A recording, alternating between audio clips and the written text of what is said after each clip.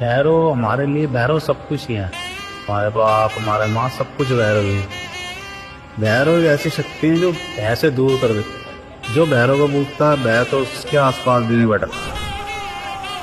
ऐसा लगता है जब भी हम सिद्धि करते हैं, साधना करते हैं, कोई पूजा करते हैं, ऐसा लगता है कि हमारे साथ ही खड़े हैं। मतलब पूरा एहसास कराते हैं कि हमारे साथ ही, किसी डरने की जरूरत नहीं है। जो हमारा गलत करता है वो खुद देख लेते, हमें कुछ करना भी नहीं है। एक तरीके हमारे बाप की तरह।